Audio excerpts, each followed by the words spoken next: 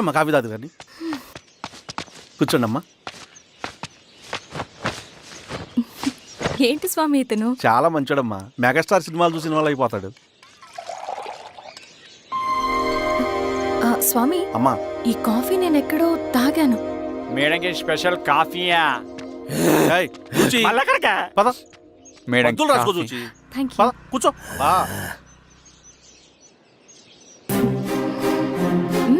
Coffee బాగుంది.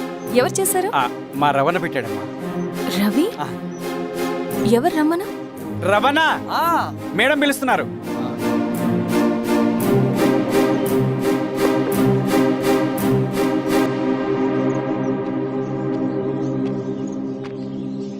ఇతనే రవణ. శిరీష మీరా?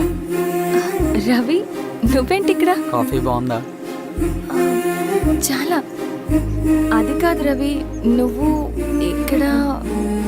ఈ హోటల్ మనోల్దే. మన ఫ్రెండ్స్ అందరు బాగున్నారా? చాలా బాగున్నారు. అవును మీరేంటి?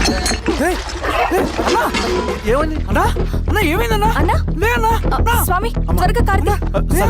జాగ్రత్త. అన్నా త్వరగా పట్టిది అన్నా. అన్నా త్వరగా పోనీ.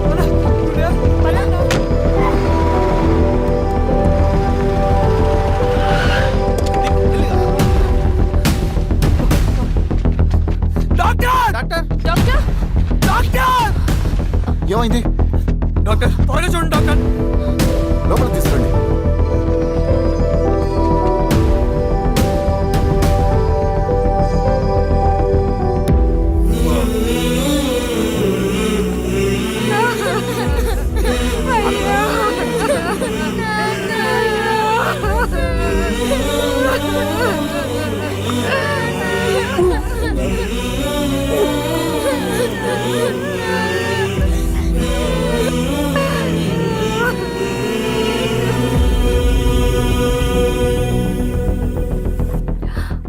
ఎలా ఉంది డాక్టర్?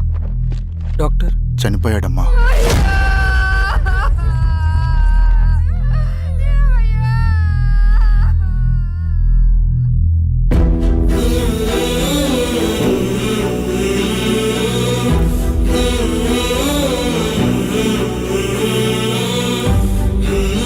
ఆ పేపర్స్ ఏంటి రవి?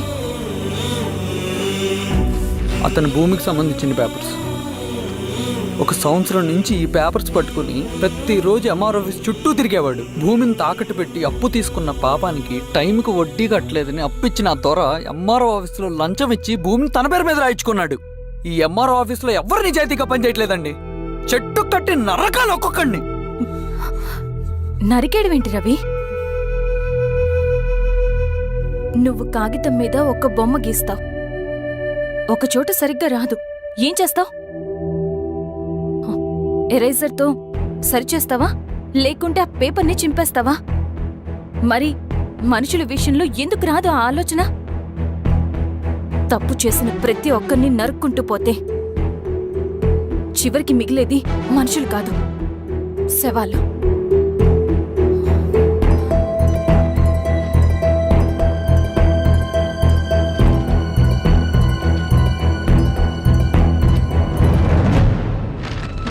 పదరవి రా.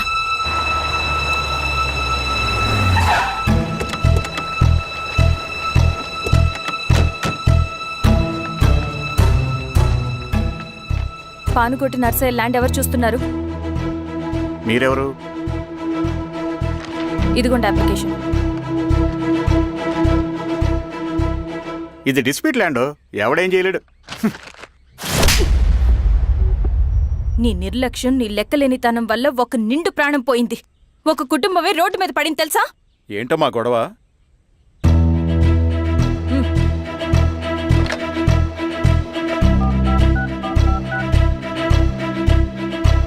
Hello sir.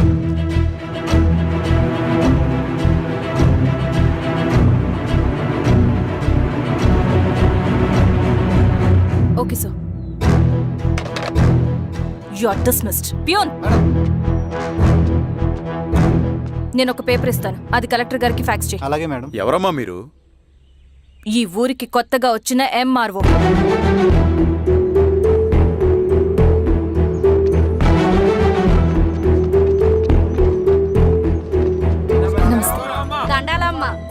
మీ పరిస్థితులు నాకు తెలుసు. పని చేస్తేనే మీకు పూట గడుస్తుంది. పనులు మానుకుని మీరు ఈ ఆఫీస్ చుట్టూ తిరగాల్సిన అవసరం లేదు. మరి ఎట్టాగమ్మా? నేనే మీ ఊరొస్తాను. ఆ రోజు అరగంట వీలు చూసుకుంటే చాలు, మీ పని పూర్తయిపోతుంది. దండాలమ్మా.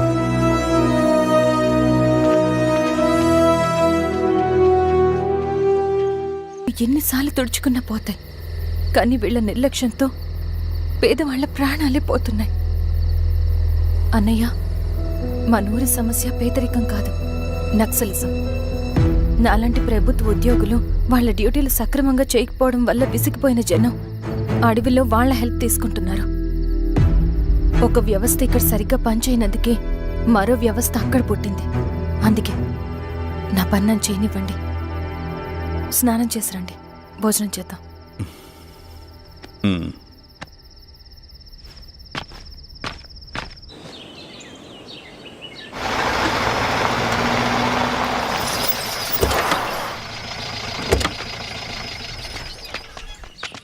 నమస్కారం అమ్మా. నమస్తే. ఇలా రండి. మీ ఊరు నుంచి కొందరు ఎంఆర్ఓ ఆఫీస్లో అప్లికేషన్స్ ఇచ్చారు. తను వాళ్ళ పేర్లు చెప్తారు, వాళ్ళని పిలవండి. అలాగే మేడం. వెళ్ళండి. Madam, coffee. నువ్వెప్పుడు వచ్చావు రవి? మీరు గంటకోసారి కాఫీ కావాలంటారు కదా, మాటి మాటికి వెళ్ళి రావడం ఎందుకని వచ్చేసా.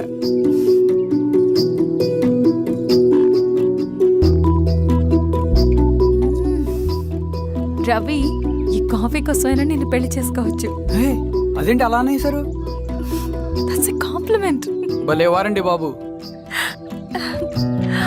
దండాలమ్మా. నమస్తే. ఇలా ఇవ్వండి. చెప్పండి, మీ సమస్యలేంటో. పేరు తలుపుల వీరాంజనేయులు. ఉన్నది 3 ఎకరాల పొలం. చిన్నుపాటి ధనుంజయరావు అనే మహానుభావుడు అందులో 2.5 ఎకరాల భూమిని తన పేరు మీద రాయించుకున్నాడు. అడిగితే నీ దిక్కున్న చోటు చెప్పుకోమన్నాడు.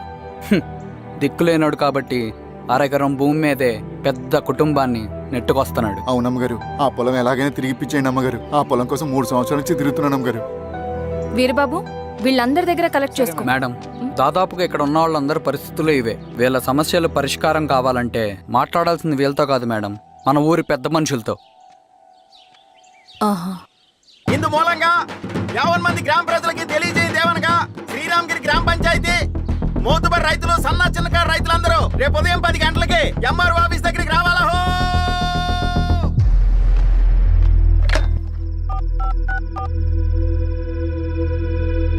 హలో, ఎవరు? నమస్తే బాబాయ్, నేను ఈశ్వర్ రెడ్డి. ఈశ్వరా, ఎలా ఉన్నావు? బాగున్నా చెప్పు. బాబాయ్, శిరీష్ ఎంఆర్ ఆఫీస్లో భూ సమస్యల గురించి రేపు మీటింగ్ ఏర్పాటు చేసింది. ఈ విషయం మన వాళ్ళంతా ఎలా తీసుకుంటారో అర్థం కావట్లేదు. అందుకనే మీకు ఫోన్ చేశాను. శిరీష్ చెప్పింది చేయండి, అదే మనకి కలిసి వస్తుంది. సరే బాబాయ్, ఉంటాను.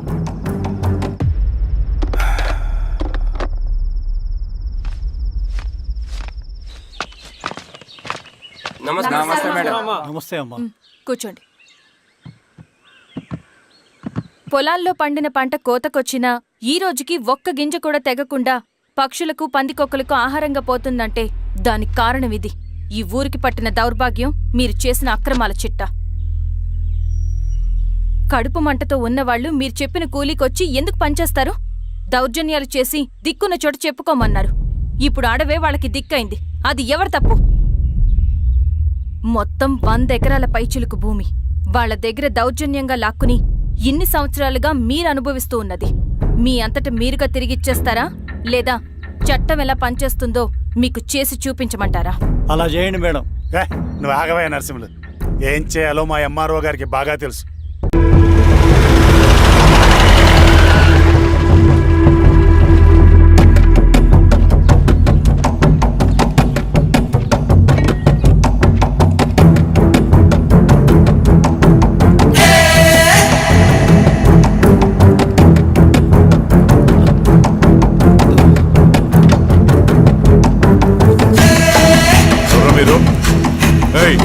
ఏంట్రా అది?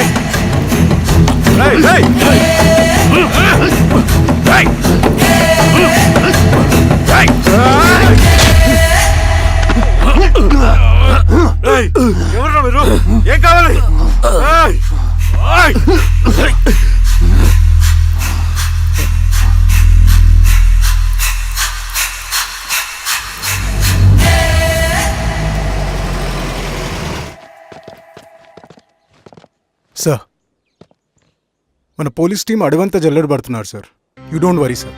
చూడు ఇన్స్పెక్టర్, సాయంత్రంలో ఈశ్వరయ్య ఇంట్లో ఉండాలా. వాడికి ఏమైనా అయితే మీ డిపార్ట్మెంట్లో ఏ ఒక్కడిని విడిచిపెట్టను నేను. అమ్మా, వాణ్ణి కలవటానికి వచ్చాను నేను. ఇంతలో ఇలా జరిగిపోయింది. నువ్వు ధైర్యంగా ఉండమ్మా. సార్ ఈ కంప్లైంట్ మేడం సైన్. ఇదిగో దీని మీద సంతకం పెట్టమ్మా.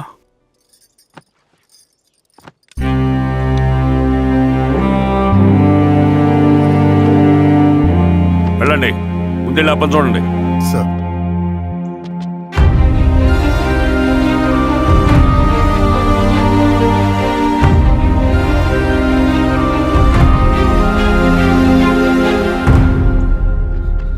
అయ్యా అయ్యా అయ్యా, మన పొలంలో అయ్యా ఏమైందిరా?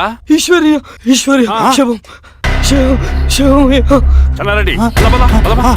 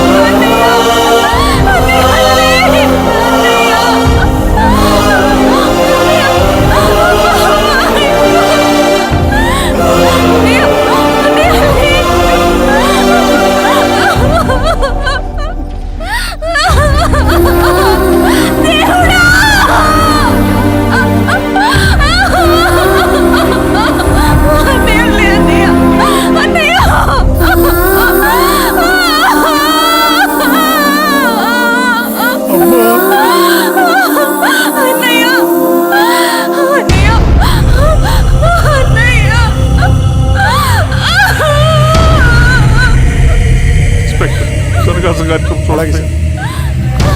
మీరే సార్ మీరు క్లియర్ చేయి. మీరందరూ జరగండి మా పక్కకి.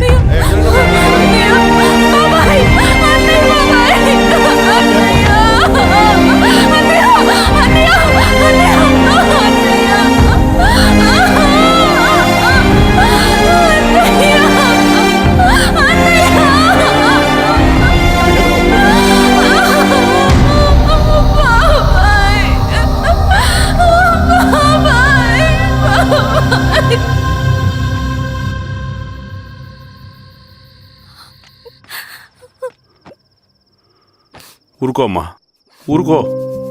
నలుగురికి మంచి చేయాలన్నది మీ అన్నయ్య కళ. అలాంటి వాడిని పొట్టను పెట్టుకున్నారు. ఆ కళ మధ్యలోనే ఆగిపోకూడదమ్మా. ఇందులో సంతకం పెట్టు. బాబాయ్, మీ అన్నయ్య ఆత్మ శాంతించాలంటే నువ్వు ఈ పని చేయక తప్పదమ్మా. కానీ బాబాయ్, నేను ఈ పరిస్థితుల్లో. అమ్మా, పరిస్థితులు చక్కబడాలంటే మనం పవర్లో ఉండాలి. ఇదిగో నువ్వు పెట్టిన ఒక్క సంతకం చాలా మంది జీవితాలు మార్చింది. నువ్వు పెట్టబోయే ఈ సంతకం ప్రజాస్వామ్యాన్ని బతికిస్తుంది. పెట్టమ్మా.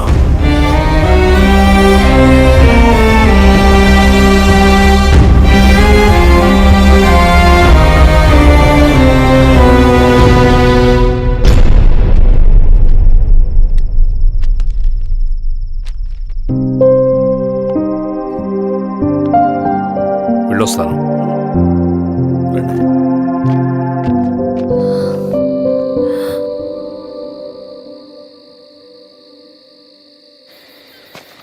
లాల్ సలాం కామ్రేడ్. లాల్ సలాం. పినపాక మండలం జెడ్పీటీసీ అభ్యర్థిగా సురేషారెడ్డి. రవిని పిలిపించు. లాల్ సలాం కామ్రేడ్. లాల్ సలాం. ఎంఆర్ఓ శిరీష ఈ ఎలక్షన్ నుంచి తప్పుకోవాలి. ఏం చేయమంటావు అన్నా? శిరీషాని ప్రజాకోర్టులో హాజరుపరచాలి. అది నువ్వే చేయాలి. అన్నా, ఎక్కడికి పోతున్నాం మనం? సమసమాజ స్థాపన వైపుకు. బలహీనుని బానిసగా మార్చి దోచుకోవాలనుకునే బలవంతుడు గుండెలు చీల్చే వైపుకు.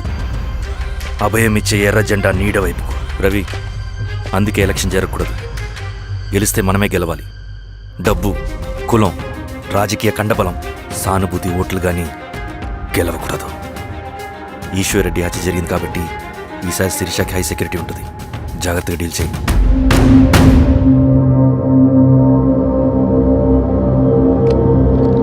ఇక్కడ విప్లవ లక్ష్యాలకే తప్ప ఎమోషన్కి చోట్లేదు రవి.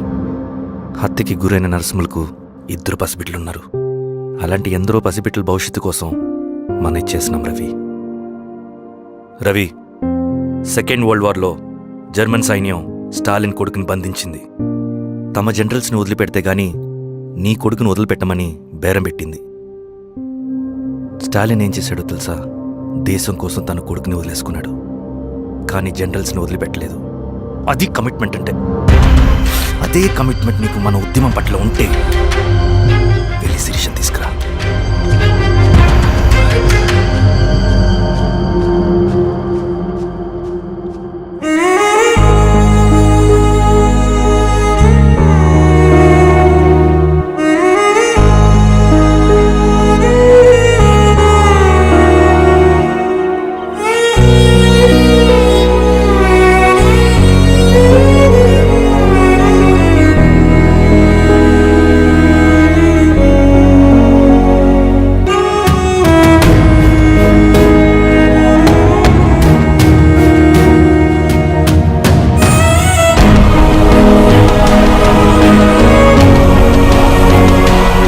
అదే కమిట్మెంట్ నీకు మన ఉద్యమం పట్ల ఉంటే వెళ్ళి శిరీషను తీసుకురా.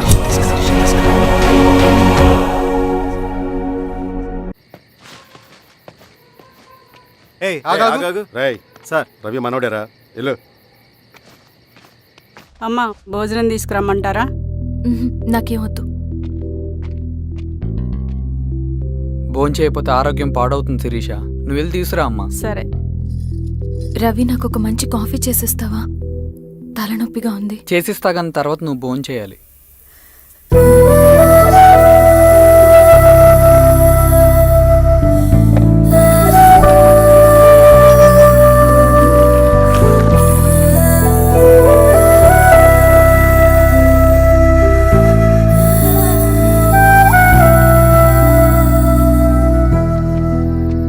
మీరేంటిలా?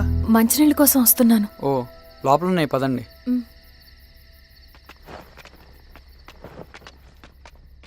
ఇదిగోండి మంచినీళ్ళు.